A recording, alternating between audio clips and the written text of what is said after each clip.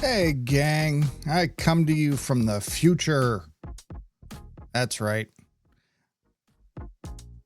I've been on vacation for a little bit, at least from Minecraft. Work sent me out of town for a week. Aside from that, there's been the holidays and all kinds of fun stuff. So I've been a little lax on recording videos, but I had a couple saved up, so I think we're still pretty good. But the important thing I want to share is this. So let's see. Yep, there we go. So there's gravel, right? I've been gathering it out there in the ocean with the conduit, right? That was my whole deal. I said for 3 or 4 videos, I'm going to go out and gather gravel out in the frickin' ocean because that's the best way. Because, oh my God, you can't get gravel any other way. Because, oh my God. Why did none of you, not one comment?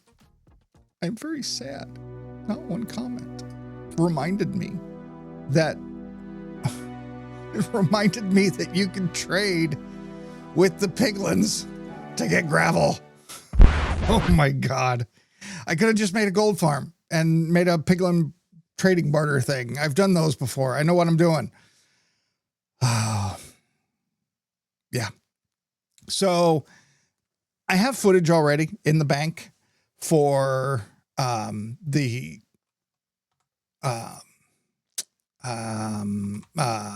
sugarcane farm. I made a sugarcane farm. I have that footage already banked up, and I'm going to roll that footage here in a minute, maybe do a little time-lapsey thing of it. And then after that, we're going to go start collecting magma to make a gold farm. Yeah, because the magma is the hard part. The redstone to do the sorting system for gold, that's easy enough. We might even use some copper golems. And then aside from that, the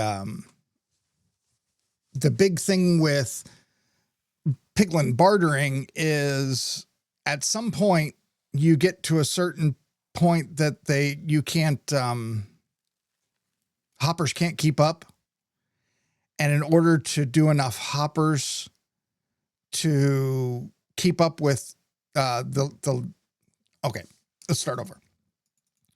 So the fastest way to drop gold into a piglin trading thing, right? And to drop gold is going to be an observer clock. Observer clock butted up against a dispenser or a dropper, not a dispenser, dropper. Is the fastest method of dropping gold. And what that does is controls how many piglins you need, controls how many output items you're going to handle, and all that. So the observer speed is what that's your control point. That's your point where everything has to bounce off of. I'm going to go grab my shulker box of gravel before I forget it. So that's where we're basing everything off of, is observer clock and how fast we can drop gold into a piglin bartering system. So from there, you need, I believe it's a total of 32 or 36 piglins to handle that quantity. And then from there, piglin trading is every 6 or 8 seconds. And maybe it's 12. Doesn't matter. Il Mango worked out the math. He's got a thing out from years ago where he went through the different ways that you can do the piglin bartering. So the method that I use, and we might modify this a bit with golems, copper golems, but the method I use is basically having the piglins stand in front of you and they're throwing the stuff at you, right? And then from there, you're just standing in a central spot and you open a chest and do the thing. Open a chest, drop the stuff. Open the chest, drop the stuff. Open the chest, drop the stuff. And everything's marked around you. You can reach everything from one spot, and then you're the sorting system. That's what I've used in the past. It's not ideal. It's not the easiest because you can't AFK it. But when you're talking about the quantity that you're looking at, to AFK it, to set up a sorting system for that is insane. You have to do ice roads. You have to do multiple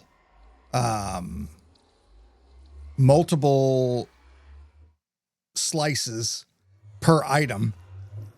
And then there's 30 items or something. So the number of slices that you have to do in a sorting system for something like this it's crazy. It's like 85 or something. And that's a lot of redstone. It's a lot of nonsense popping about when I could just stand there and sort it myself.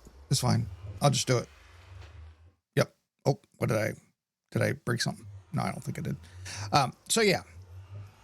So I'm going to roll a little clip of the sugar farm getting done.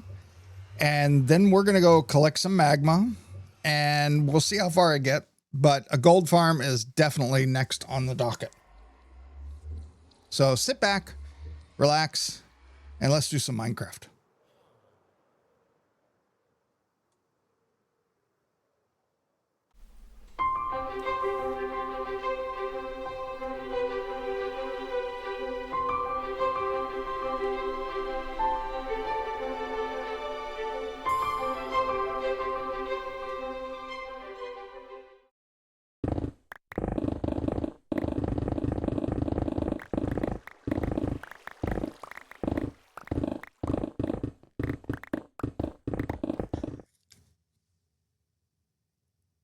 Beacons make life so much easier. Okay, let's try to get the spacing right this time. Sugar. 2, 5, 6, 7, 8. 1, 2,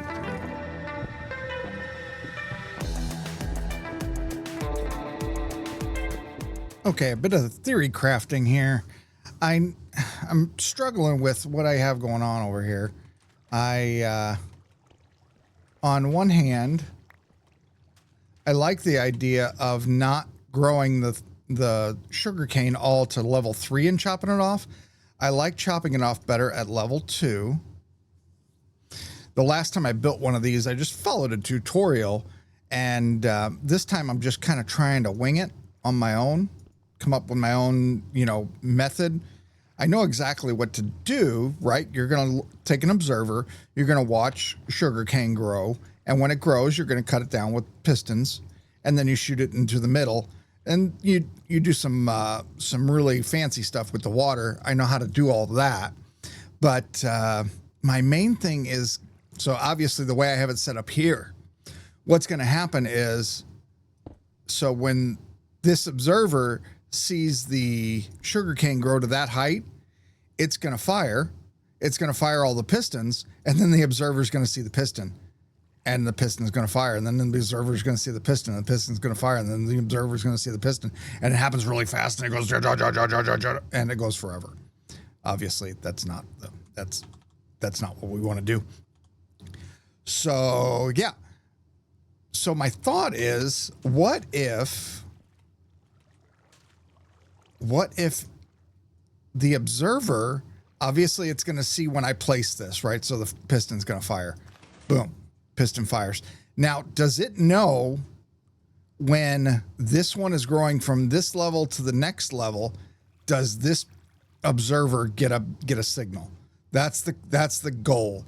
So if it does, what we can do over here is we can move the observer down to there, chain up to where these pistons are. We'll cut them off at 2, but it'll always be looking at the ground one. I think I can do this. I think it sees, but I wanted to test to make sure. And I want to, if I'm going to test it and I'm going to do actual testing here, might as well take you guys along, right?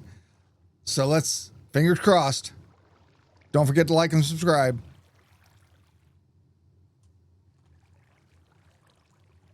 You want me to do it? You ready? You ready to try it? Oh, what was that? It did it first. Huh. It did it before I put... What the hell happened?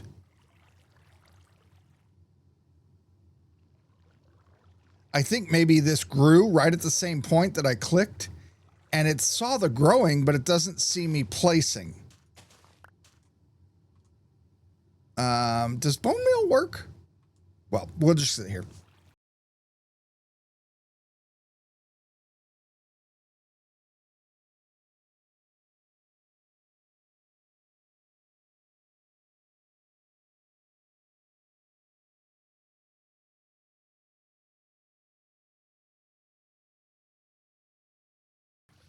Okay, what the hell?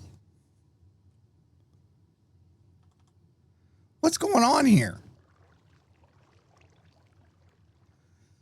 So it fires at some point before it grows? Does the... What? It just did it again. What is going on? It's still only age 1. You see that over here. What's the observer seeing? Oh, do I have ghosts? Well, anyway. Does it... Oh, what in tarnation? I need an expert. Where's B-dubs? I need a redstone expert. I can't rely on this. I can't rely on this circuit to power that. I'm gonna have to see it from a different angle and power it. Oh! So I'm trying to go below. I know what we need to do. We need to go above. So instead of watching it fire here, I go bup-a-da-bup, bup-a-da-bup, and fire it from up here.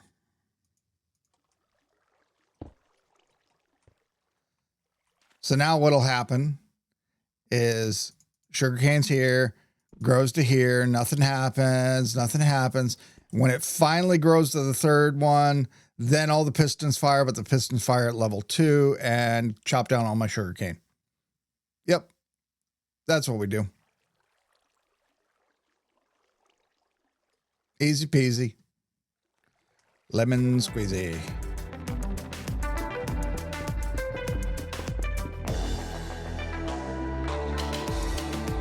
Yep, like that.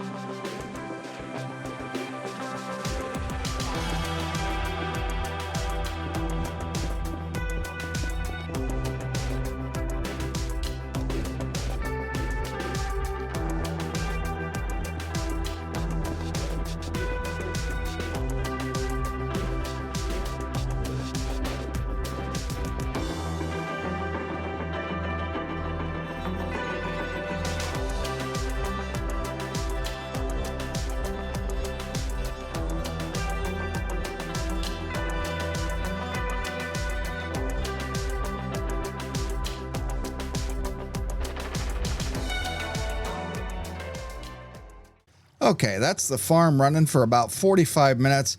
And as you can see, we're still getting a lot of loss. I mean, look at all of that down there. That's just ridiculous. So much. So I really think it's probably a good idea to do exactly what I said and try to figure out a way to put in a rail track below that, because, oh, oh no. Oh my God. Allays. That's the answer. Yeah, I'll just get some allays in here and they'll pick up all this extra. Yeah. I wonder if I could do that. I don't know how to work those guys, but oh, son of a gun. Okay, so in my inventory, what the allays would have picked up. Oh, that's not actually that bad. I thought it was going to be a lot more. Those first few areas, it looked like there was a lot more sitting around. Okay. Well, maybe this isn't too bad. Now I know in this bottom chest, I had a stack and one already. I didn't clean out the chests. That was dumb. So 45 minutes, we got about a stack of, we got about 2 stacks. Okay. 2 stacks per hour. Maybe the next 15 minutes would have gave me another half a stack. That's not great. It's really not great. But I know that sugarcane farms in general are just not great. There's a difficulty to getting them to run well. There's a difficulty to making them big enough to be worthwhile for your gunpowder farm. Honestly, my gunpowder farm is going to well outpace this. I think I'm still close enough for it to grow if I'm AFKing the gunpowder.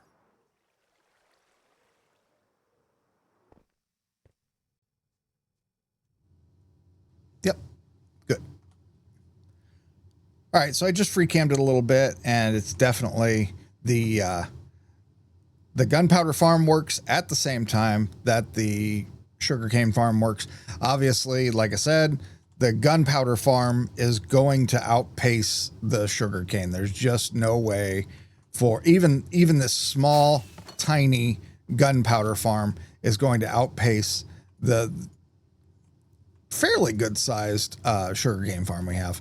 But that's okay, because we can do a little work to make it a little bit better here and there. Yeah. So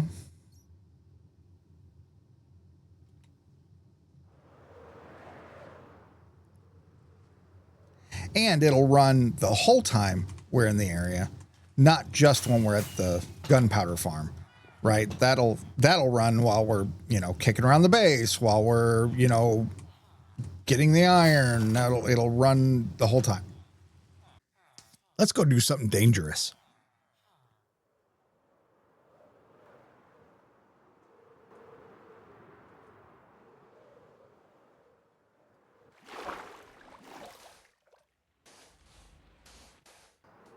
So you might be asking yourself, why is he bothering with a guardian with an ocean monument at this time? The answer to that is quite simple, in that I really want a conduit, and I can't have a conduit without prismarine. So I need some prismarine. Oh, I can't land this. Dang. I think my shield's getting in the way of my visibility. Let's see here. Boop, boop, boop. We're going to build out a little platform so that I can hide from them. Yeah. Nice. Okay. So what you do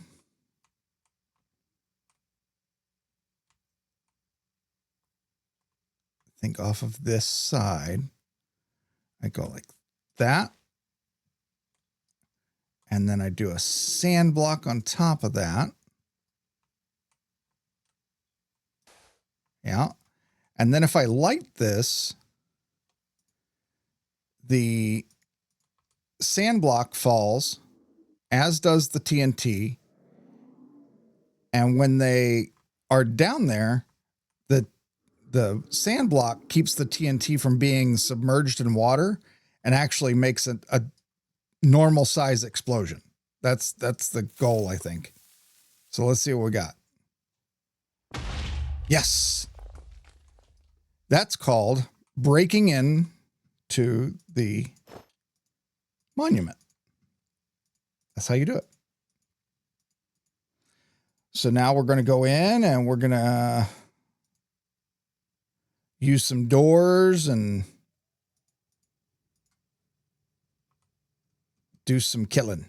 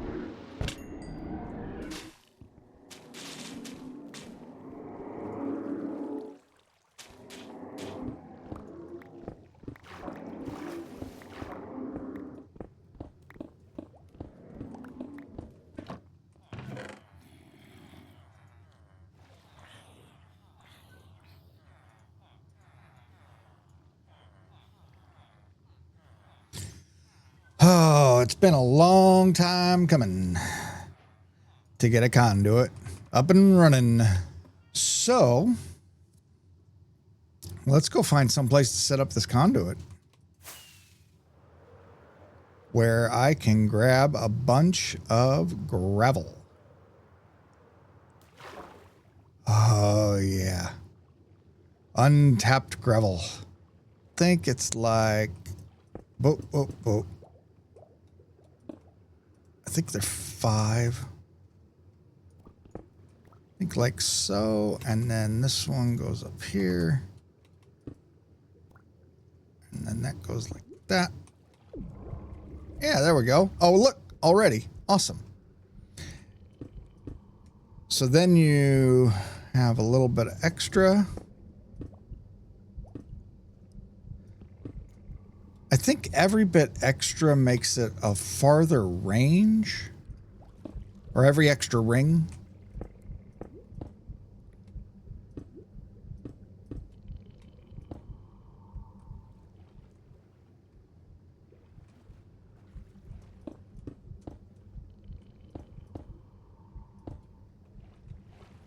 I think this is the last one that we get. This is a fully powered up conduit. I do believe. So there we are. That's a full conduit. Pumping me full of air. So I can come down here and pretty much clear the area of gravel. How far is it? Conduit power is probably a lot like beacon power in that I can come outside the range and it'll just not refresh. Oh, there, we're refreshing. See that? Nice. Okay.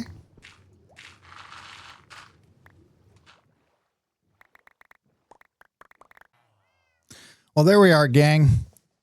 There's a little bit of progress towards the base. We've got beacon, or not a beacon. Well, we do have a beacon, but we've got a conduit set up and we're doing the conduit gravel gather on the bottom of the ocean. We've got 4 shulker boxes of sand. 1, 2, 3, 4. Yep. That we went and mined out using the TNT method. And yeah, we just need to make, you know what? Let's start the actual, oh my, that was dumb. Start the actual, collection of gravel. Because we need an equal amount of gravel that we have of sand, which I thought I was much closer at that first little bit, but that's okay. That's okay. We'll get there. That's almost a shulker box of gravel. Just 3 more to go. No big deal. But that's going to do it for today's episode. Don't forget to like and subscribe. I'm Golden Deamon. This is my forever world, and I will see you next time.